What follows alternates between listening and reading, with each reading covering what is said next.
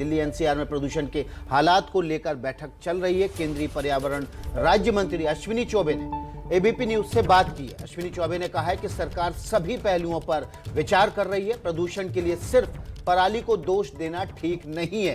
तो इस वक्त की बड़ी खबर है, केंद्रीय पर्यावरण राज्य मंत्री अश्विनी चौबे ने कहा, राज्य मंत्री अश्विनी चौबे जी, अश्विनी जी, सुप्रीम कोर्ट ने कहा है गंभीरता से लेना जरूरी है, आज बैठक भी कर रहे हैं मंत्रालय की तरफ से? देखिए, बैठकें तो रोज होती ही हैं प्राय, और इस प्रकार के कोई भी समस्या को जब सुप्रीम कोर्ट का निर्देश है तो उस पर जरूर गहन चिंतन हो रहा है और उस पर विचार भी होगा और उसमें हर प्रकार के समुचित निर्णय लिए जाएंगे। लेकिन ये दिल्ली और एनसीआर में पिछले कई सालों से ऐसे हालात बनते हैं, तो मानते हैं गंभीर समस्या है जिसकी तरफ क्या पराली को ही दोष देना ठीक है, क्योंकि सुप्रीम कोर्ट ने कहा है कि सिर्फ पराली जिम्मेदार नहीं है?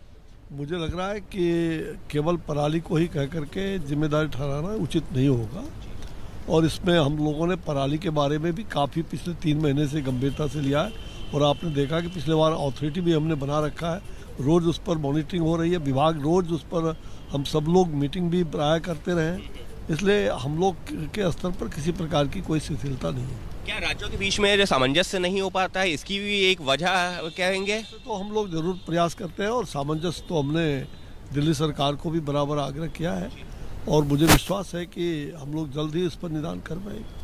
तो ये है केंद्रीय पर्यावरण राज्य मंत्री अश्विनी चौबे, जिनका साफ तौर पर कहना है कि सुप्रीम कोर्ट ने निर्देश दिया है, लिहाजा बैठक की जा रही है और इसको गंभीरता से लिया जा रहा है, और सिर्फ पराली को जिम्मेदार नहीं ठहराया जा सकता। कई सारे फैक्टर्स हैं जिनका अवलोकन किया जा रहा है, जिन पर जो है चर्चा की जा रही है, लेकिन सुप्रीम कोर्ट के निर्देश के बाद में पर्यावरण मंत्रालय में चल रही है अहम बैठक, जिसमें जो है अलग अलग राज्यों के कई अधिकारी भी शामिल हैं, और चर्चा इसी बात पर है कि कैसे हालात को, जो खराब हो रहे हालात हैं, उनको बिगड़ने से रोका जा सके और क्या कदम उठाए जाएं, क्योंकि सुप्रीम कोर्ट में तो दिल्ली सरकार ने ये तक कह दिया था कि हम जो लॉकडाउन के लेकर भी तैयार हैं, लेकिन लॉकडाउन केंद्र सरकार का कहना है कि एक अंतिम विकल्प है। लिहाजा अब चर्चा इस बात पर हो रही है कि क्या एहतियाती कदम उठाए जाएं, जरूरत पड़ने पर अगर माहौल फिर से खराब होता है या दिल्ली समेत पूरा एनसीआर गैस चैम्बर में तब्दील होता है तो क्या वो फौरी कदम होंगे, क्या कंस्ट्रक्शन एक्टिविटीज को रोका जाएगा, क्या जो है जो स्कूल कॉलेजेस हैं उनको बंद किया जाएगा, क्या डस्ट को, यानी कि धूल जो कि एक बड़ा जो है जो स्रोत माना गया है, उस पर जो है उसको कंट्रोल किया जाएगा, किस तरीके से उस पर कदम उठाए जाएंगे। कई सारे पहलू हैं जिन पर एक तरफ पर्यावरण मंत्रालय में बैठक हो रही है, तो दूसरी तरफ केंद्रीय पर्यावरण राज्य मंत्री अश्विनी चौबे का कहना है कि हम हर एक जो पहलू पर गंभीरता से विचार कर रहे हैं और कोशिश यही है कि हालात को जो खराब होने से रोका जा सके। कैमरा पर्सन राजेश कुमार के साथ अंकित गुप्ता, एबीपी न्यूज, दिल्ली।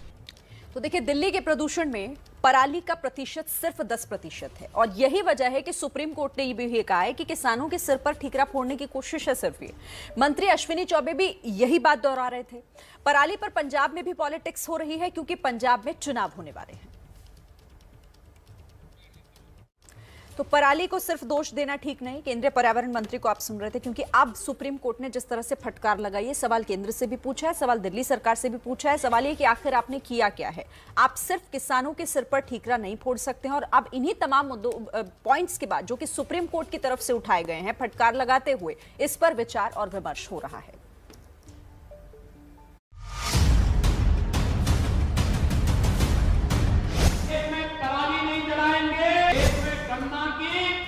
पत्तियों को भी न जलाएं, पर्यावरण पर भी इसका विपरीत असर पड़ता है।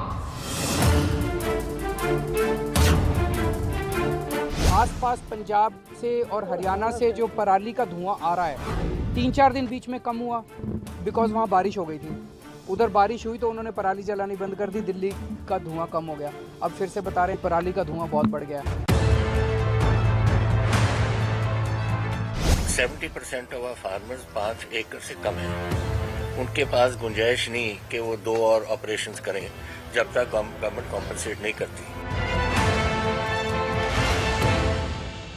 हमारे हाथ बंद जाते हैं जब बाहर पराली जलती है, तो हम केवल रिक्वेस्ट कर पाते हैं कि अन्य राज्यों के साथ भी जब तक ये काम नहीं होगा, बिना ज्वाइंट एक्शन के इसको पूरी तरह से दिल्ली के लड़ाई को लड़ के जीतना मुश्किल है। हर साल केंद्र और दिल्ली सरकार बढ़ते प्रदूषण का ठीकरा पराली जलाने पर फोड़ती है।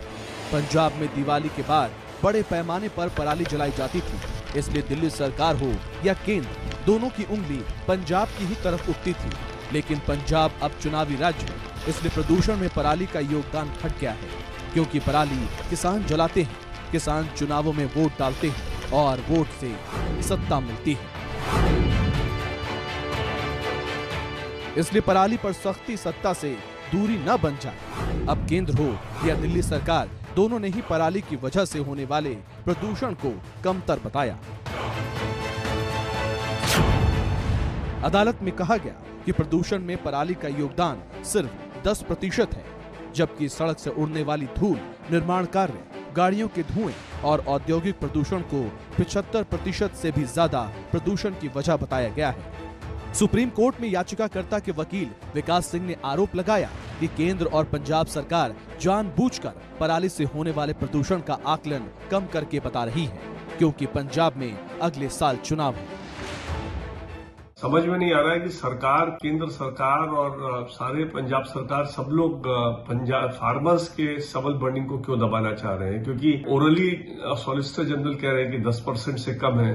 तो ये बात समझ में नहीं आती, या तो ये इलेक्शन टाइम है, ये लोग फार्मर्स को डिस्प्लीज नहीं करना चाहते। As it is farmers agitation चल रहा है वहां पे। पार्ट मीटिंग जो हुई है केंद्र सरकार के द्वारा, उसमें उन्होंने बड़ा क्लियरली कहा है अपने एफिडेविट में कि 35 से 40% दिल्ली का पोल्यूशन स्टबल बर्निंग से ही है। कृषि बिल को लेकर पंजाब के किसान वैसे भी केंद्र से नाराज चल रहे हैं। दूसरी तरफ आम आदमी पार्टी की दिल्ली में सरकार और पंजाब में भी सत्ता की चाहत है। पंजाब की 75% आबादी सीधे कृषि पर निर्भर करती है। मसला ठीकरा का नहीं है। कोर्ट ने कहा 4%, किसी ने कहा 10%। केंद्र सरकार की, दिल्ली सरकार की एजेंसी तो इसको मापती नहीं है। सफर का ही आंकड़ा आता है सबके पास। तो अक्टूबर में पराली का तो परसेंटेज 4% ही होगा। अगर पोल्यूशन की बात करेंगे तो अक्टूबर का महीना पिछले 5 साल में सबसे बेहतर रहा है। लेकिन दिवाली के बाद का क्या सिचुएशन है? सफर ने कहा कि भाई 48% तक पराली का कंट्रीब्यूशन रहा है। वो कोर्ट में वो क्या दे रहे हैं, पब्लिकली क्या जारी कर रहे हैं, हम तो रियल टाइम मॉनिटरिंग के लिए इसलिए प्रयास कर रहे हैं। और आईआईटी कानपुर के साथ हमने यही अभी एग्रीमेंट किया है। हम ये चाहते हैं सिस्टम अपने पास एक बनाना।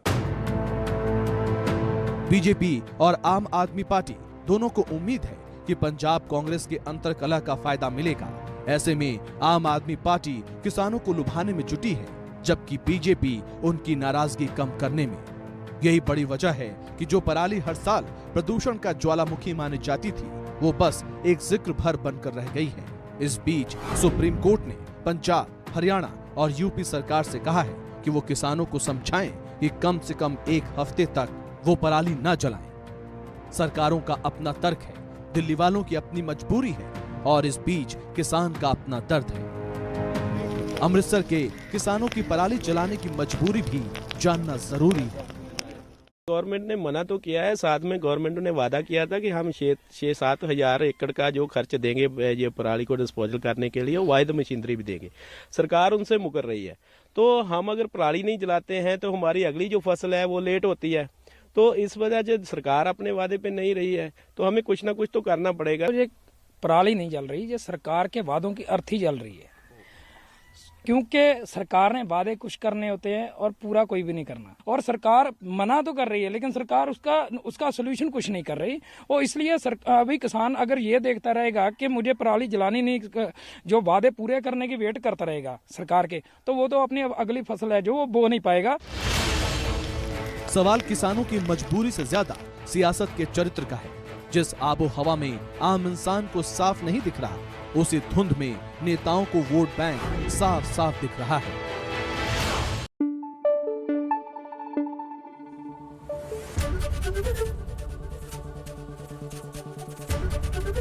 एबीपी न्यूज आपको रखे आगे।